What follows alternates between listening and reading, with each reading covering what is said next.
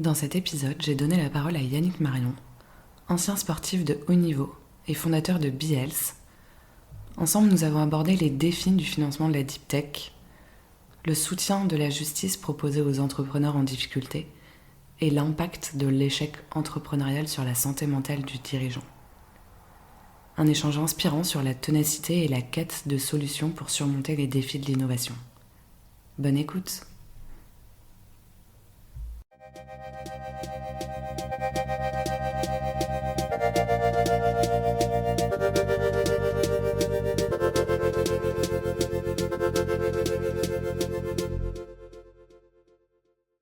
Aujourd'hui, j'ai le plaisir de recevoir Yannick Marion. Yannick, tu as 35 ans, ancien sportif de haut niveau et aussi fondateur de BeHealth. Dans le cadre de cette société, tu es passé un peu par tous les états, l'enthousiasme du début, la croissance, les levées de fonds et après la tourmente des impayés, du manque de rentabilité et puis enfin la liquidation judiciaire. Mais avant de parler un peu de tout ça, j'aimerais bien qu'on parle de toi, d'où tu viens et quel a été ton parcours avant BeHealth. Alors, d'où je viens? Donc, moi, je suis un Grenoblois. Je suis né dans les montagnes. J'ai des parents issus de la classe moyenne. J'ai fait mes études dans la région aussi. J'ai commencé le sport très tôt. À l'âge de 5 ans, j'ai fait différents types de sports. Le premier sport que j'ai fait, c'est du karaté. J'ai fait du karaté pendant 7 ans. Je me suis arrêté, je crois, ceinture bleue. Et puis après, j'ai fait de l'athlétisme. Et puis, j'ai découvert le tir à l'arc. Et là, j'ai commencé à exceller avec des petits titres départementaux au début, etc., etc. Puis au fur et à mesure, je me suis pris au jeu et je suis monté en performance. Et j'ai atteint un certain niveau de performance qui m'a permis d'intégrer un dispositif sport-études géré par la Fédération française de tir à l'arc. Et je suis rentré dans un cycle de sport-études. Et puis à l'époque, j'avais intégré l'équipe de France Junior de tir à l'arc, où mon meilleur, en tout cas mon plus haut palmarès, ça a été de gagner une Coupe d'Europe à Chypre. C'était en 2006. Et ça a été, cette compétition a été un petit peu mon mantra. Parce que donc c'était une compétition difficile notamment en finale, où on se faisait éclater. Complètement se faisait éclater, on était vraiment en retard au niveau des points et tout s'est joué en fait à au dernier tir, à la dernière volée, où je me souviens d'avoir regroupé mes coéquipiers et de dire on est en mauvaise posture, le pire qui nous arrive c'est de perdre, mais bon on le voit déjà qu'on a perdu. Le mieux qu'on puisse faire aujourd'hui là, c'est maintenant là sur cette dernière volée, c'est de sortir la tête haute. Et donc, on va faire le meilleur de ce qu'on peut faire et on va sortir avec le moins de différence de points possible. Et on est arrivé sur le pas de tir avec cette envie-là de vraiment bien faire et de pas se faire écraser. Et au final, on a gagné parce que nos adversaires, avec l'avance qu'ils avaient, se sont relâchés. Et nous, on les a coiffés au poteau avec un point. Et on a gagné la Coupe d'Europe avec un point. Et ça a créé chez moi une croyance du c'est jamais perdu. Et je me suis toujours attaché à ça. Et je l'ai un peu perdu avec la fin de l'entreprise, où forcément, à un moment donné, on est dans le dur. Et puis même émotionnellement, on est vraiment dans le dur. Mais en tout cas, sur mon parcours d'entrepreneur, je me suis toujours attaché à ça et ça a toujours été mon guide, cette expérience-là, quoi. J'ai loupé les présélections pour les Jeux de Pékin de 2 points. De 2 points, c'est pas beaucoup, c'est vraiment pas beaucoup. Et de ça, j'ai un petit peu lâché le tir à l'arc et j'ai plutôt privilégié les études que j'ai fait en alternance chez Thales. T'avais quel âge à ce moment-là?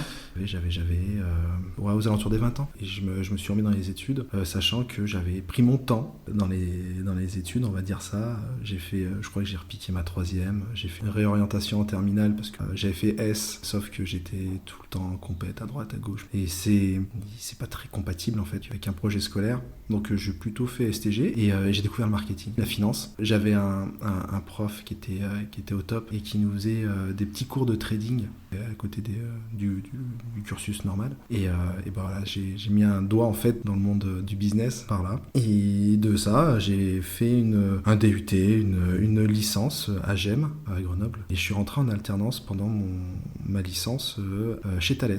Donc j'ai fait mon alternance chez Thales, j'ai découvert l'industrie. Et j'ai mon tuteur d'alternance à l'époque qui m'a dit, écoute Yannick, va le plus loin possible dans tes études, parce que je commence à en avoir marre de l'école. Va plus loin dans tes études, parce que moi j'ai dû reprendre les cours du soir avec 2 gosses, j'avais 40 ans. Et je peux te dire que c'est compliqué. Et vu que moi j'étais encore finalement dans le mouvement scolaire, je fais ok, bon, je vais faire une école de commerce, et j'ai fait mon école de commerce, aussi en alternance avec eux. Et pendant ma dernière année d'alternance, j'ai commencé à imaginer le projet Biels. Et à la fin de mon alternance, j'ai pas souhaité rentrer dans l'entreprise et je me suis dit allez, on y va. Et j'ai commencé à travailler pour le projet. Donc une volonté d'être entrepreneur, plus que d'être salarié.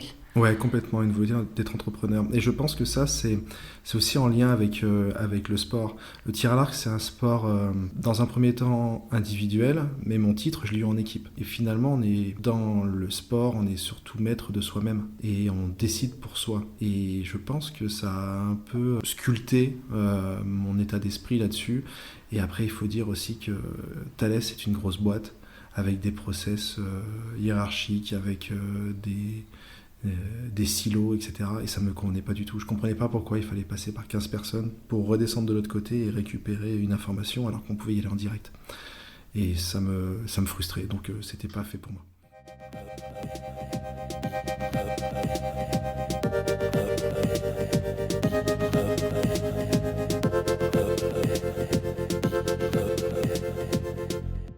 Donc Biels, c'était une société technologique basée en Auvergne-Rhône-Alpes qui a démarré sur le campus de Savoie Technolac, au Bourget-du-Lac, côté de Chambéry, et qui et après a migré sur Grenoble, parce que moi je suis plus de Grenoble et c'était plus facile, et puis même on avait plus de facilité à recruter des techs sur Grenoble que sur Chambéry. Et donc sa mission était de proposer au monde de l'industrie une nouvelle façon de produire, une façon de produire plus immédiate, plus respectueuse de l'environnement, et puis aussi une façon de produire où tu peux produire la juste quantité au moment souhaité. Et donc on avait développé une technologie qui permettait de faire ça, ça s'appelle du cloud manufacturing. C'est une technologie qui est sortie de terre après 5 ans de R&D, et on a mis le premier produit sur le marché, c'était en janvier 2020. Tant te dire que 3 mois après, il y avait le confinement, donc on avait structuré toute une équipe pour pouvoir accompagner le lancement de ce produit, et finalement cette équipe s'est retrouvée enfermée chez elle, et donc ça a été le début un petit peu des galères, où on a pris du retard sur notre roadmap commercial, et après on a couru après le financement pour essayer de rattraper le retard pris. À certains moments on y est arrivé, à récupérer ce retard, mais ensuite on a été confronté à d'autres sujets, à la fois des mauvais choix stratégiques concernant le staffing de l'entreprise et d'autres mauvais choix sur notre capacité à être focus sur un certain segment du marché. Alors on va peut-être rembobiner un peu en arrière pour bien comprendre. Donc moi, ce que je comprends, c'est qu'effectivement, tu finis tes études d'une école de commerce.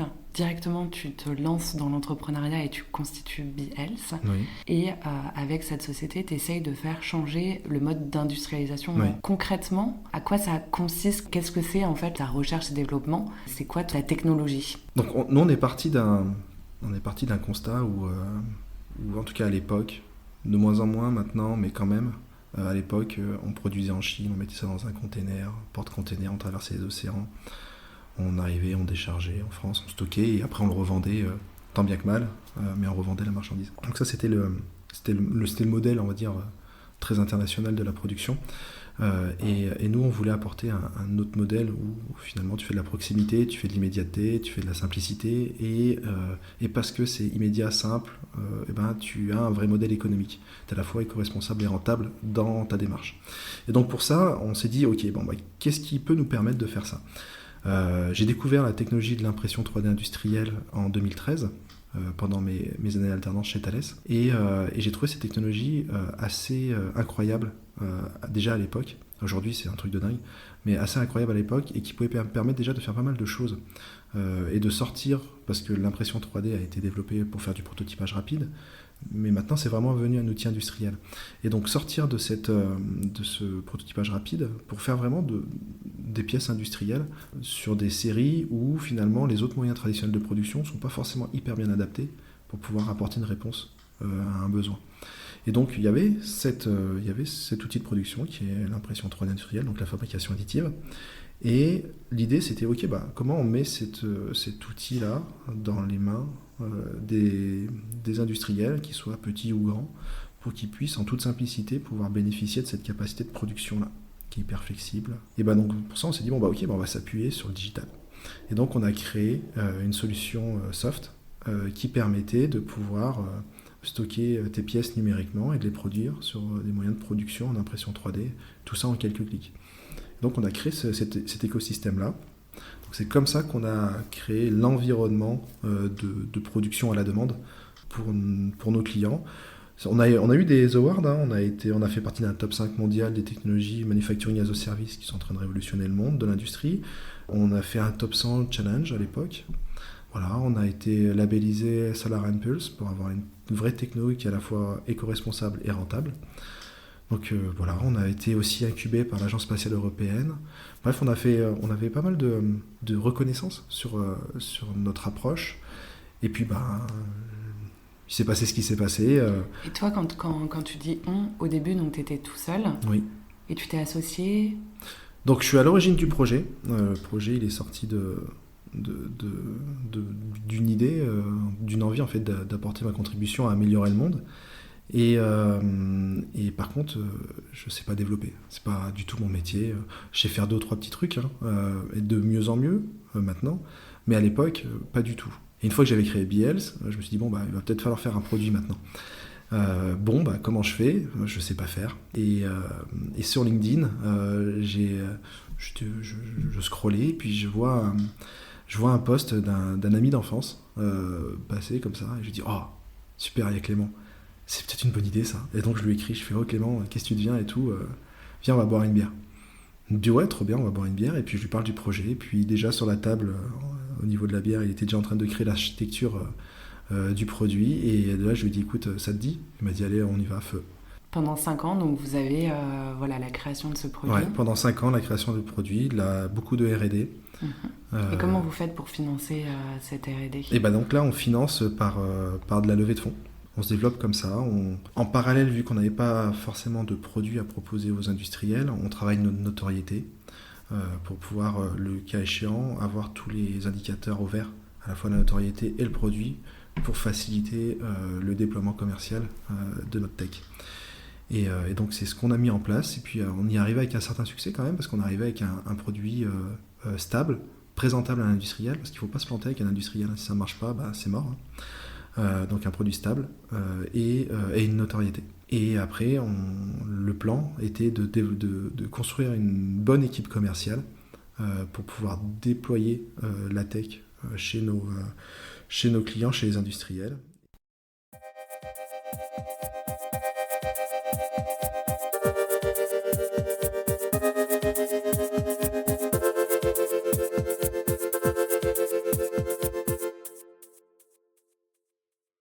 Et puis il y a eu des soucis en interne, des erreurs stratégiques là-dessus. Et puis on a été aussi confronté à un événement, un environnement macroéconomique très hostile pour la tech, avec une crise du financement de la tech, avec les conflits internationaux aussi, on devait faire entrer à un moment donné un fonds d'investissement qui était très intégré dans la crypto, et puis il y a eu le crash de la crypto fin 2022, donc on a été un dommage collatéral de ça. On devait faire entrer ensuite un autre fonds d'investissement qui était franco-américain et qui avait beaucoup de participation en Silicon Valley. Il y a eu le crash de la SVB, bref.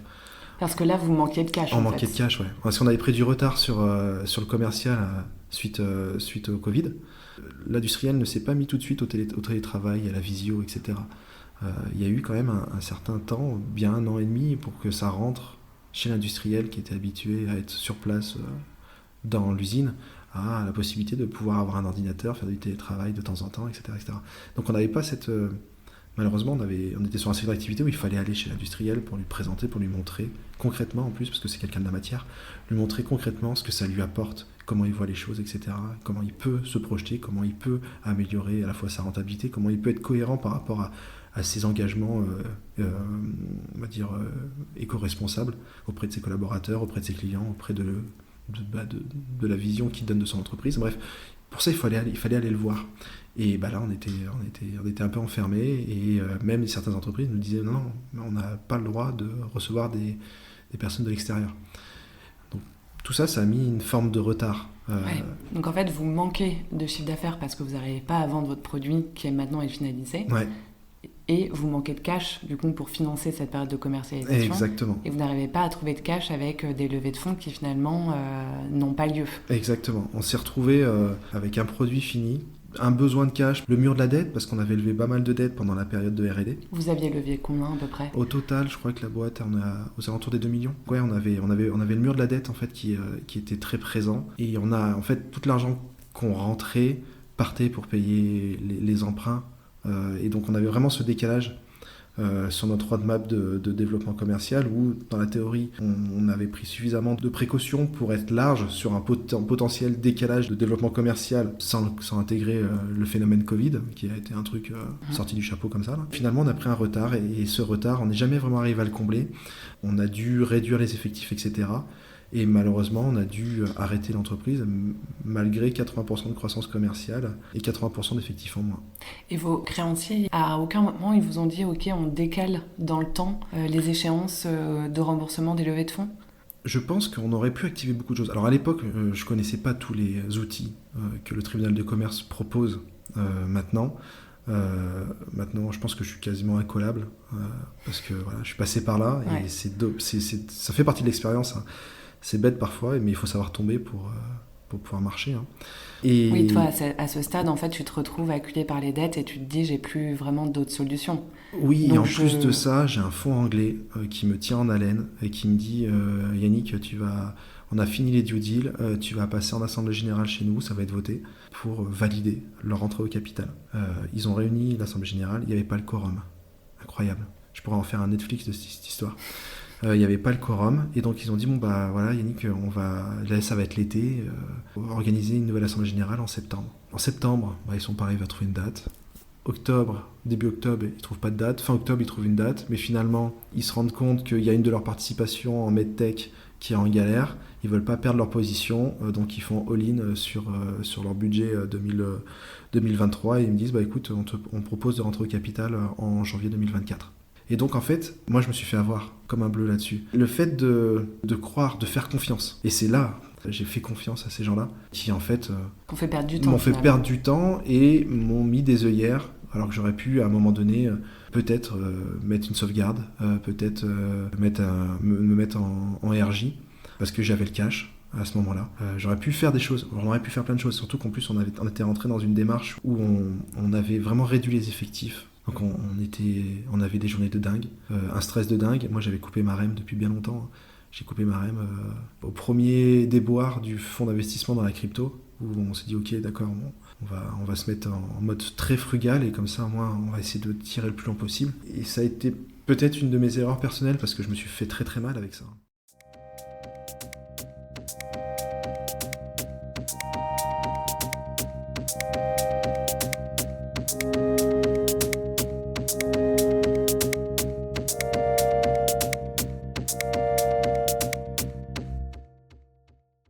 Couper sa REM, quand on a une famille avec des enfants en bas âge, etc., c'est très chaud.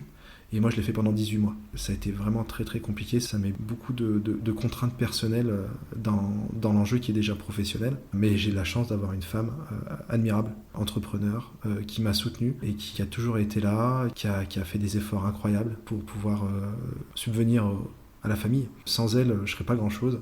Et grâce à elle, je suis encore un peu un bout de quelqu'un, tu vois, après la liquidation. Donc ça c'est vraiment, je la remercie du fond du cœur d'avoir été là, quoi. D'avoir vraiment été là pour moi, pour nous, et de m'avoir permis d'essayer de pas regretter sur ce projet-là, d'être allé au bout de ce projet-là. Oui, parce que là, quand j'entends 18 mois sans rémunération, effectivement, avec finalement plein d'obstacles auxquels tu es confronté, et tu tiens. Ouais. Et qu'est-ce qui fait qu'à un moment, ça bascule ? Ça bascule quand tu as à la fois ton conseil et ton expert comptable qui te disent Yannick, là, tu es en train de mettre ta responsabilité du dirigeant en jeu.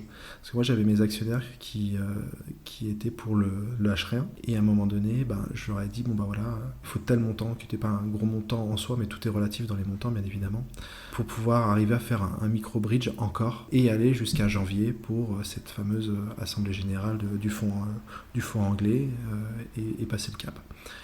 Donc là, j'ai pas eu de retour enthousiaste de mes actionnaires. J'ai même certains qui m'ont pas fait de retour du tout. Et là, je me suis dit, waouh, ils abandonnent. Ils abandonnent. Ils quittent le navire. Ça quitte le navire. Donc j'en fais part à mon conseil et à mon expert comptable. Et de là, il se passe ce qui se passe. Je vais faire un entretien de prévention avec le juge. Je lui explique toute la story. Et là, il me dit, waouh, il n'y a pas forcément beaucoup de solutions là. Surtout qu'en plus, on était en cessation de paiement depuis quelques jours, pas grand chose, mais depuis quelques jours. Ouais. Et de là, il me dit, non, le mieux pour vous, c'est de liquider la société. Donc, j'informe mes actionnaires, je leur dis, voilà, dernière chance, soit on arrive à réunir ce montant-là qui nous permette de sortir de la cessation de paiement. Et en plus de ça, d'aller jusqu'à janvier. C'était, on était au mois d'octobre 2023, janvier c'était 2024. Soit, je crois que je l'ai envoyé le mail, c'était un mercredi ou un jeudi. Je dis, soit lundi, je vais au tribunal et je pose le dossier. J'ai laissé tout ce temps-là, j'ai eu très peu de réponses. Certains m'ont appelé, donc voilà, j'ai eu très peu de réponses. Et donc lundi, avec mon associé, j'ai dit, voilà. Il y a un risque énorme sur la responsabilité du dirigeant. Il faut vraiment que j'aille au tribunal et qu'on aille au tribunal et qu'on pose le dossier. Donc on a monté le dossier toute la journée du lundi. C'était une journée très très difficile émotionnellement.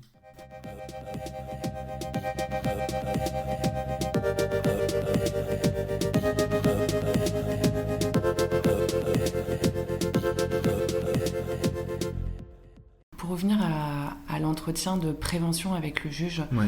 Comment tu as fait pour avoir connaissance de l'existence de ces entretiens et concrètement, comment ça se passait? C'est-à-dire, le juge, comment il t'a accueilli, quel conseil il t'a donné? Je crois que c'est Clément, mon associé, qui, sur des recherches, est tombé sur cet outil.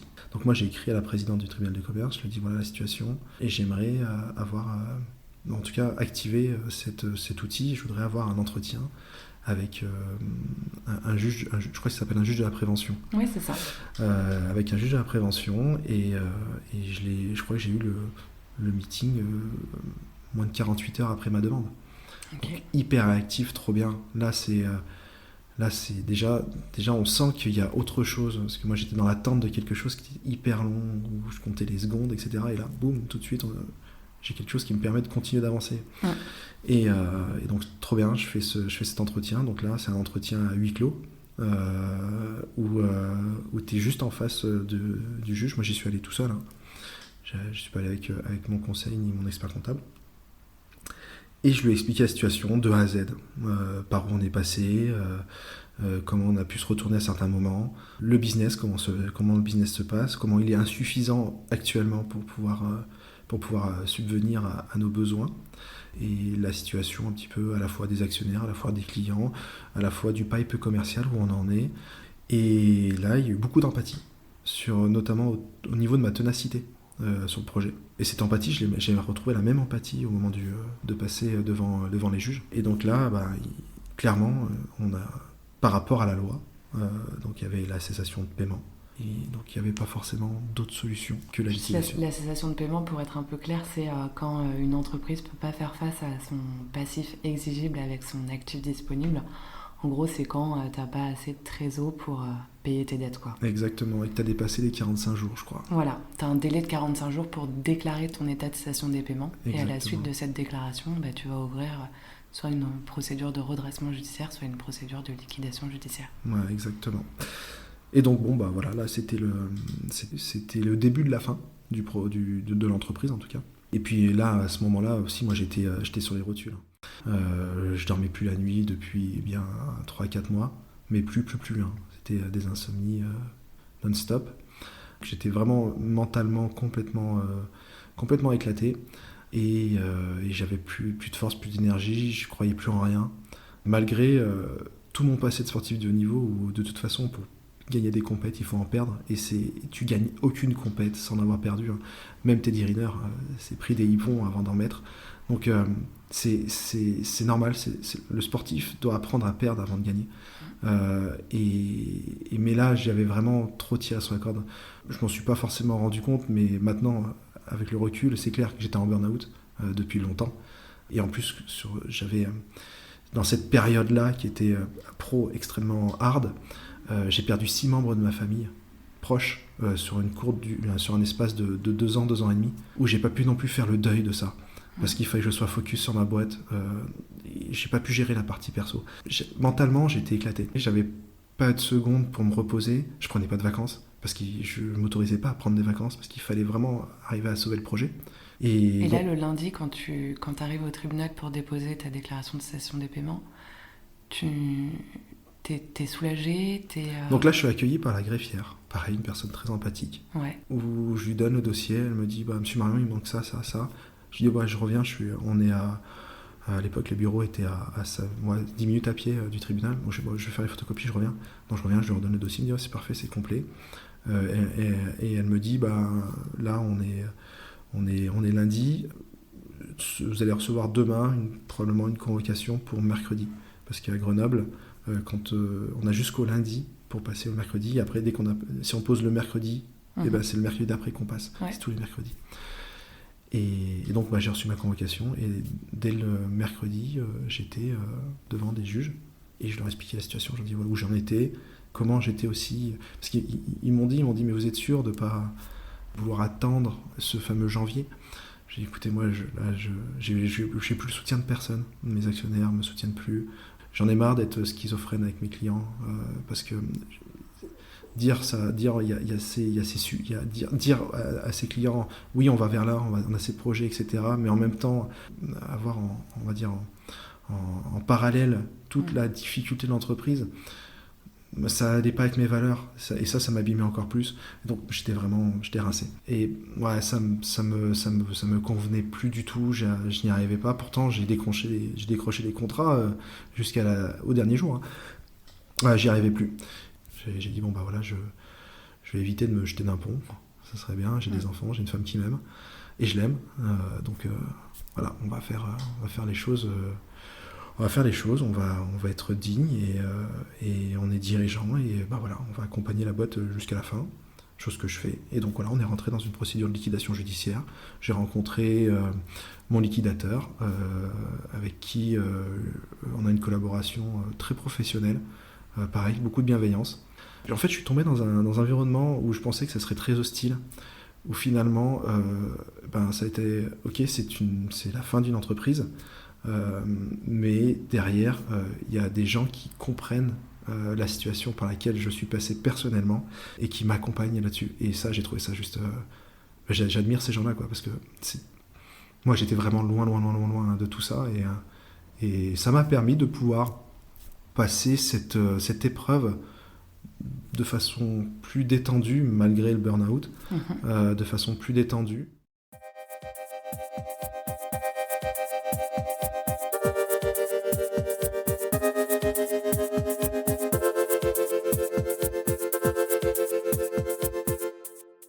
Je suis rentré chez moi, j'ai dit à ma femme, ça y est, c'est fini, je suis plus dirigeant de la boîte, et c'est dans les mains du liquidateur. Et là, il y a eu une forme d'apaisement, bien évidemment des pleurs, parce qu'il y a une pression de dingue qui, à un moment, doit s'évacuer. Et là, il y a eu, je dirais bien, 3-4 jours où j'ai un trou de mémoire, quoi. Je ne sais pas ce qui s'est passé. Ouais, Et après, j'ai commencé à ressortir la tête de l'eau. J'avais le souvenir d'une conversation que j'avais eue avec un entrepreneur lyonnais qui est décédé et qui avait monté l'antenne 60 000 rebonds dans la région. Et donc je me suis dit, je vais aller les voir. Ma femme m'avait dit de toute façon, Yannick, t'as remis le morceau, il faut que tu te fasses aider. Et donc je suis allé à cet assaut qui m'a beaucoup apporté dans ma reconstruction. Et j'ai commencé pour la première fois de ma vie à aller voir un psychologue. Ok. Voilà, où ça a été aussi un moment assez important avec moi-même, parce qu'il faut accepter d'être dans le dur, il faut accepter d'être brisé, et il faut accepter de demander de l'aide, quoi. Et d'ailleurs, ça s'est terminé la semaine dernière, mes séances de psy, où on a fait un bilan, et finalement, le bilan, c'était bon, bah voilà, Yannick, bravo. En, à peu près en un peu moins d'un an, j'avais traversé le truc, Le quoi. Ouais, traumatisme le traumatisme.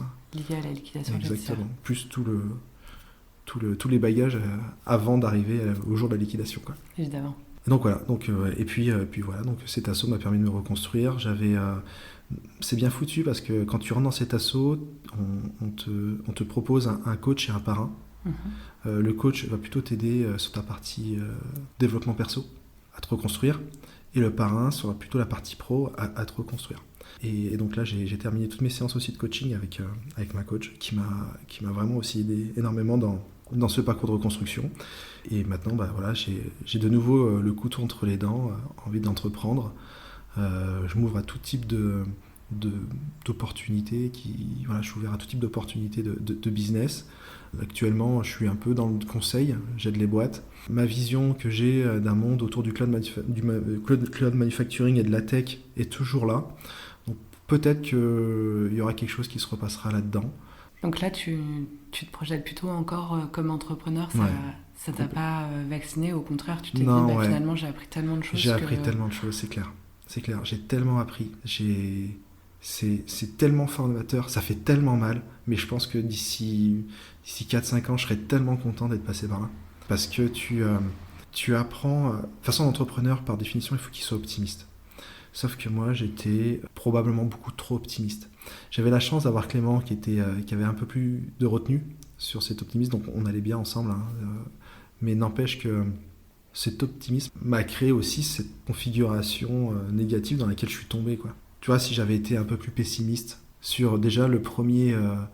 parce que le fameux consortium le fameux quorum qui n'a pas été réuni aurait été le premier indicateur où là, à cette époque, on avait du cash et on pouvait se mettre en RJ direct. On avait du cash, mais suffisamment de cash. Et c'était peut-être par manque d'expérience et puis par naïveté, effectivement. Mais complètement. Manque d'expérience, naïveté. Et pendant ma thérapie avec ma psychologue, on s'est rendu compte que j'avais, c'est comme tout, c'est le yin et le yang, j'avais cette capacité à faire confiance très vite aux gens. À donner ma confiance très vite aux gens. Ce qui est bien, aussi. Mais ce qui a un côté pervers où finalement tu peux te faire avoir. Et donc j'en ai profité aussi pour travailler un petit peu ce périmètre-là chez moi, en développement personnel, sur comment je donne ma confiance aux gens, comment je la donne pas à 100% dès les premières secondes, mais plutôt comment j'en donne un petit peu et après c'est à la personne de venir gagner des points de confiance. Et donc j'ai travaillé cette nouvelle partie de moi avec ça, donc ça c'est aussi, j'ai beaucoup appris. Que je ressors en tout cas aujourd'hui de cette liquidation qui reste quand même un traumatisme. Franchement, c'est chaud, c'est vraiment très très chaud, surtout quand on se sépare du personnel, quand on voit finalement la lumière au bout du tunnel, mais que 2 secondes après, ils ont rajouté 10 km au tunnel. On arrive toujours à voir un petit peu cette lumière, mais il y a 10 km de plus. Ouais, ça, ce sont des sensations qui sont vraiment hard, quoi.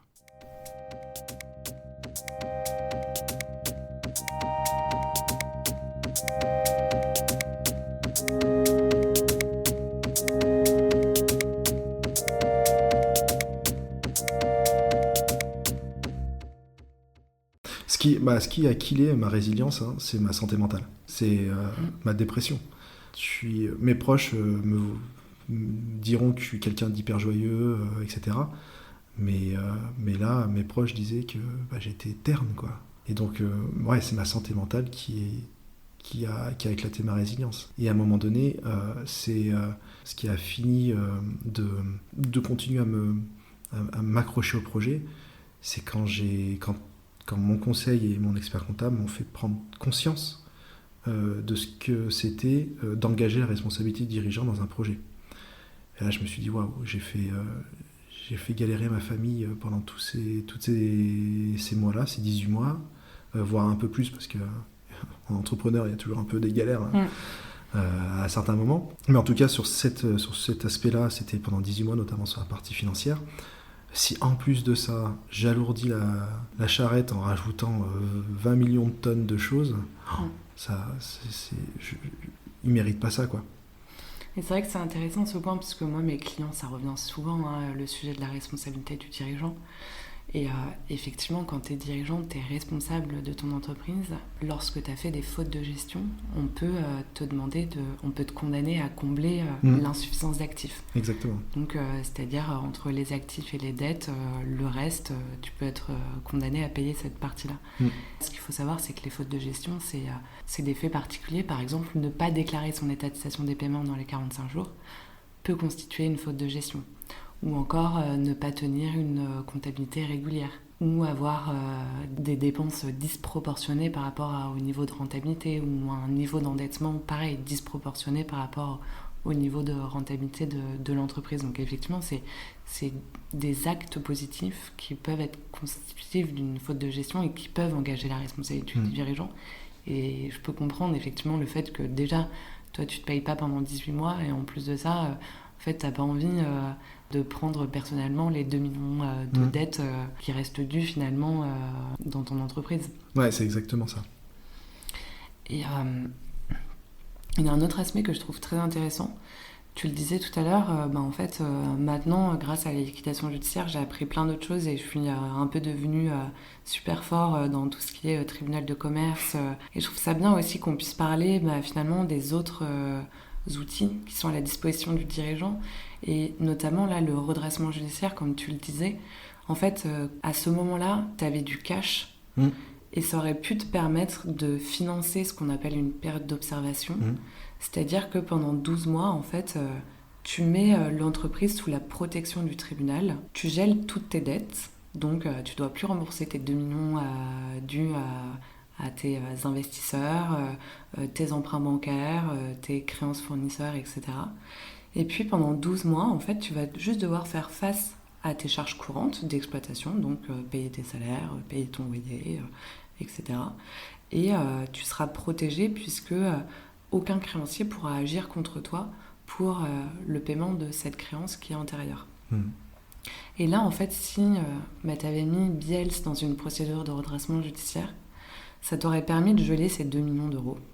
Ça t'aurait permis de continuer ton développement commercial qui se passait en plus assez bien, de développer ta rentabilité. Tu n'avais pas des charges qui étaient très importantes non plus, parce que tu n'avais pas beaucoup de salariés, tu n'avais pas un énorme loyer.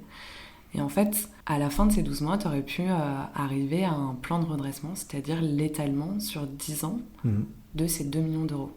Et c'est vrai que ça, tu n'en as pas eu connaissance. Et comme beaucoup d'entrepreneurs que je rencontre, malheureusement, en fait, la problématique, c'est le manque d'informations sur ces dispositifs, le redressement, la sauvegarde, la conciliation, qui sont vraiment des procédures qui sont hyper efficaces, puisqu'on a un gros niveau de réussite et de retournement d'une entreprise. Et malheureusement, du fait de ce manque d'informations, on se retrouve dans des situations où en fait, il n'y a plus d'autre choix que la liquidation judiciaire.